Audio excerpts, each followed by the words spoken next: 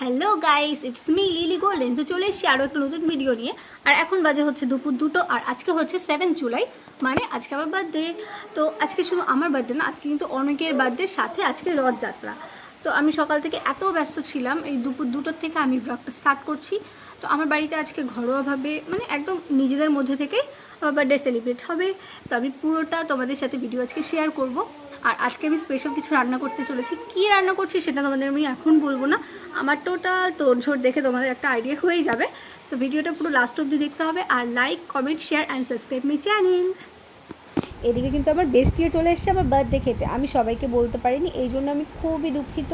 তো আমরা রেডি হয়ে গেছি রথের মেলায় যাব বলে। আমি একদম সিম্পল একটা লুক, কোনো হেভি কিছু না, একটা ঘড়ি, এই যে সেম ড্রেস, তোমরা এই ড্রেসটা আমাকে আগেও দেখেছো। তো আমি খুব একটা বেশি সাজি না যেহেতু, তো আজকে আমার বার্থডে। আর হ্যাঁ, আমি বার্থডেতে পুরোনো জামা পরি, বিকজ আই অ্যাম গরিব। তো কোনো ব্যাপার না, আমি যাচ্ছি এখন রথে, গিয়ে দেখি। আর এখন বাজে প্রায় 9টা, সবাই যা খেয়ে দিয়ে চলে এসছে, আমরা যাচ্ছি ঠোঙা কুড়াতে। তো গিয়ে দেখি রথের মেলা। অবশ্য সারাদিনে বেরোনো হয়নি, এটাই আমার ফার্স্ট বেরোনো আজকের জন্য। তো গিয়ে দেখা যাক। আমরা যখন মেলায় গেছি, সিরিয়াস রথে মনে হয় কেউ ছিলই না, একদম লাস্টে বাস আমরা সত্যি ঠোঙা কুড়াতে গেছি, এমন লাগছিলো। আর তারপরে তো আমার দিদির ছেলে রোহান, বাবা, ওকে শুধু একটা গাড়ি কিনে দাও, ওর আর কিচ্ছু লাগবে না, খাওয়াও লাগবে না, ও গাড়ি নিয়ে বাড়ি চলে যাবে। তারপর এটা না ওটা, এটা না করে লাস্টে কিন্তু আমরা ওর জন্য 2টো গাড়ি নিয়ে নিয়েছি। আর এটা হচ্ছে আমাদের আকাইপুর আর ব্যাসপুরের মাঝখানে ঠিক একটা মন্দির। মন্দিরটা খুব সুন্দর আর খুব বড়, আসলেই একদম তোমার মন লেগে যাবে, এতটাই সুন্দর। তো সেখানেও আমরা চলে গেছিলাম রথের মেলা দেখতে। আর আমি মেলায় গেছি, আমি যে কিছু কেনাকাটা করবো না এটা তো সম্ভবই না। বিশেষ করে কাচের জিনিস আমার ভীষণই মন টানে। তো আমি চলে গেছিলাম কিছু কাচের জিনিস কেনাকাটা করতে। আর আমার কেনাকাটা শেষ হয়ে গেছিলো।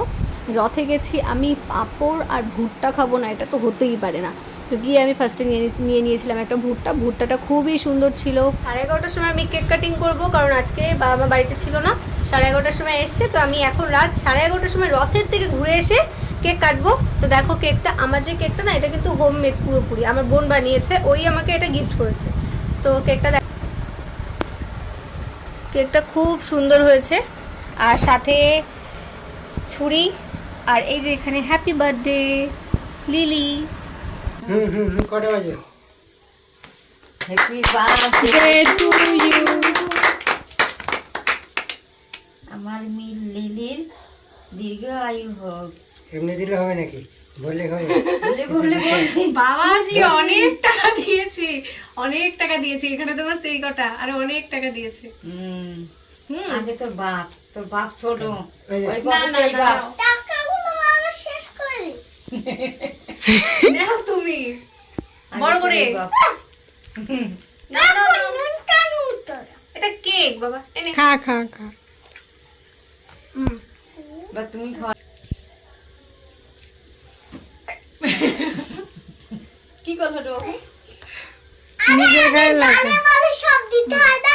এবার পাখা চালা। তারপর আমি বানিয়েছিলাম ফ্রাইড রাইস আর চিকেন কষা। চিকেন কষাটা যা দারুণ হয়েছিল না, আর ফ্রাইড রাইসটাও একদম পুরো রেস্টুরেন্টের মতো। সিরিয়াস, সত্যি তোমরা নিজেরাই দেখে নাও। আর থ্যাংক ইউ সবাইকে যারা আমার আজকের দিনটাকে অনেক স্পেশাল করে দিয়েছো, থ্যাংক ইউ।